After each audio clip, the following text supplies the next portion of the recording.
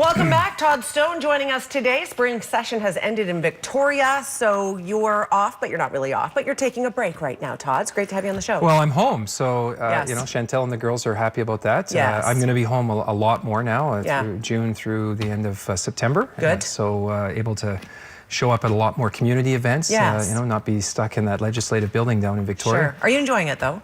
I am. It's very different being in opposition. And remember, I went right out of the election into a leadership race, and you know, wasn't successful. Had a lot of fun, and you know, we'll see what happens in the future. But went right out of that leadership race into a legislative session, and so I didn't really have to make the adjustment from government to opposition until last February, March. Sure. And it's a very different role, right? Yes, Your job is to hold the government accountable. It's to wake up in the morning and go to work and be a critic. And I'm wired, I think, more to get stuff done. Sure. I'm a doer, right? Never a dull moment, but and it was a busy ministry, the Ministry of Transportation, sure for 4 years. Very action oriented, and but it's an important function, and I think our team did really well. Good to hear. We've got a couple of issues, of course, that we want to talk to you about. The first one, of course, being the fact that this week the government, NDP, has released what will become a referendum question for us coming up this fall. I believe it's an online referendum, is that right? It's a mail-in ballot. Mail-in ballot, yes. Okay. So essentially it's in regard to how we vote. Do people want to? The question is fairly simple. Do we want to keep things the way they are, which is first past the post, or go to proportional representation? And if you do choose yes, here on the screen are the three options. And I look at these, and I'm hoping you can tell me what they mean, because I don't know. Well, I'm a political science major. That's what I studied in university. And so I consider myself to be fairly comfortable with electoral systems around the world. This stuff is complicated, for me. So I think it's going to be complicated for a lot of people. And I would point out, at the highest level here, I think the government is trying to solve a problem that doesn't exist. I mean, we've had two referendums already. Our former government in 2005, 2009, we asked British Columbians if they wanted to change to a form of proportional representation, a single transferable vote, and it was rejected both times. This is happening again because it was part of the NDP Green Party deal.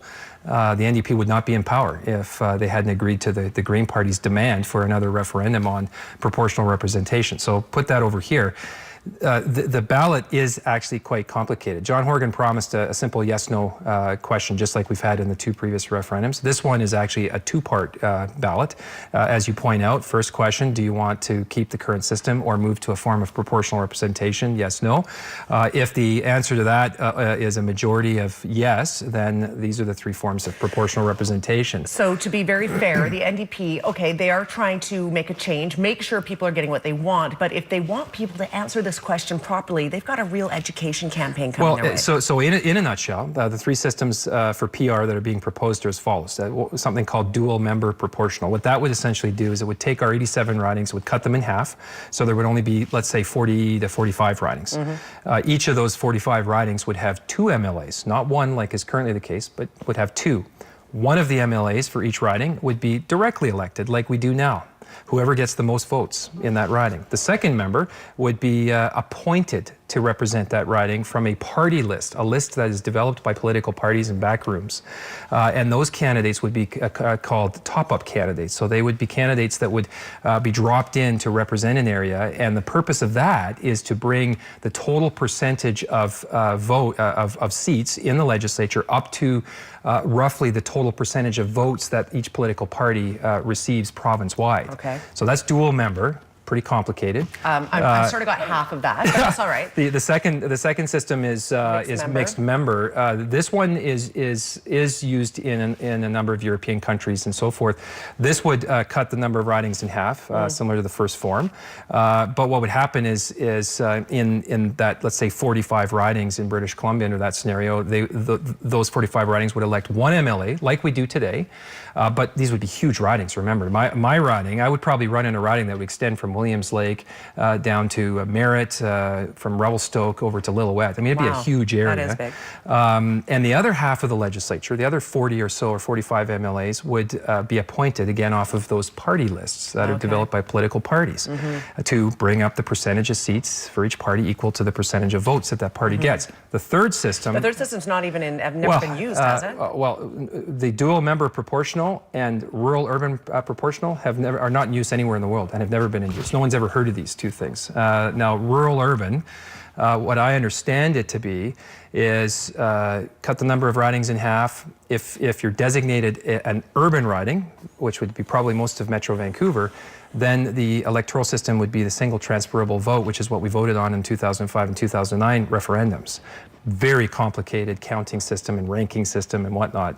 If you're designated a rural riding, which is probably what Kamloops would fall into, you would be you would elect you actually wouldn't elect MLAs. You would have an appointed MLA from a party list that would be there to bring the total number of seats up to the percentage of votes. So again, this stuff is very complicated. Very complicated. I think at best what we can say is that the NDP is trying to make things fair, and this is their way. They want to put it to the public, make sure that this is what people want, but it is complicated, and I feel they have a bit of a challenge ahead of them in getting people to understand, because if there's a big learning curve involved, I don't know if everybody's going to get it. Well, so there's two things I think are important really quickly. One is, I'm not opposed to there being a referendum. It was our party that held two previously, but the referendum should be fair. You need a lot of time ahead of the referendum to educate people, so people are aware of what they're actually voting on. Number one. Number two, the process needs to be fair. This process is, I would go so far as to say, it's rigged.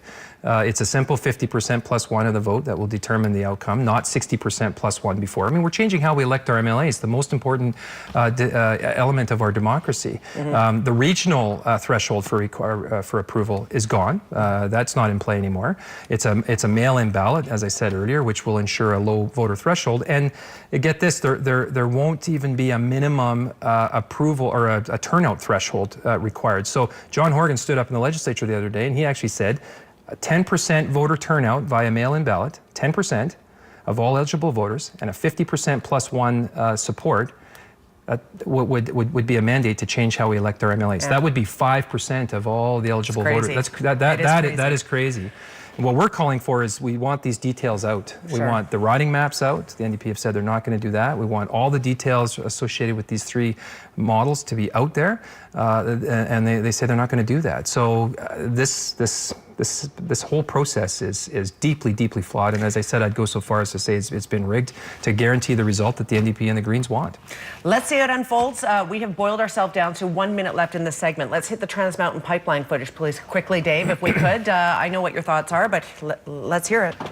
What do you think? Well, the highest level here, John Horgan and the NDP have through their actions, have managed to turn a $7.4 billion private sector project, fully funded by the private sector, into a taxpayer project now. I mean, this is taxpayers of BC and Canada. They said they might try and sell it when it's over. Well, and that's fine, but that's not how we should be doing business in this country. When you have a private sector operation coming to the table with billions of dollars ready and willing to, and they have approval to do it. They have federal approval, they have provincial approval to do this.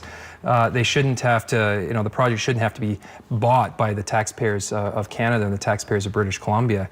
I would rather those billions of dollars be invested in, let's make sure that the Royal Inland Hospital patient care tower gets built. Let's make sure that we're building the schools that we need here in Kamloops and elsewhere around the province, and continued four-laning of the Trans-Canada Highway. So, John Horgan knows that this pipeline is going to get built. It is going to get built, and it's definitely going to get built now with the federal government owning it. All he's managed to do is pick a fight with Alberta, upset the federal government, and like I said, put the taxpayers on the hook now for a multi-billion-dollar project that should have been fully covered by the private sector. It's a sad day. Yeah, well, I mean, I'm happy the pipeline's getting built, but it's a sad day for our economy. Yeah. We're out of time. Quickly, Wildlife Park. Let's just 30 seconds. 30 seconds. So the NDP have implementing a new tax, the employer health tax, as part of their changes to MSP. It's going to, that and some other new costs from the NDP is going to add about $200,000 of new costs to the BC Wildlife Park, which they can't afford. I mean, they would have to shut down. I can't imagine a scenario where the BC Wildlife Park will shut down, I've been advocating very strongly. Finally managed to get a meeting with the Ministry of Finance officials, with Glenn Grant, the general manager of the Wildlife Park. He's going to fly down there.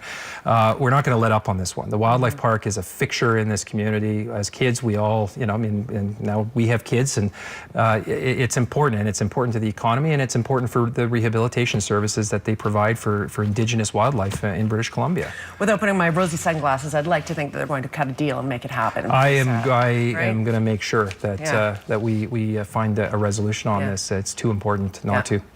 Todd Stone, enjoy your summer. I'm sure people can get a hold of you if they need to. Your information is on the screen, toddstonemla.ca. Thank you for being here. Thanks, Susan. All right, quick break. We're right back. Stay with us.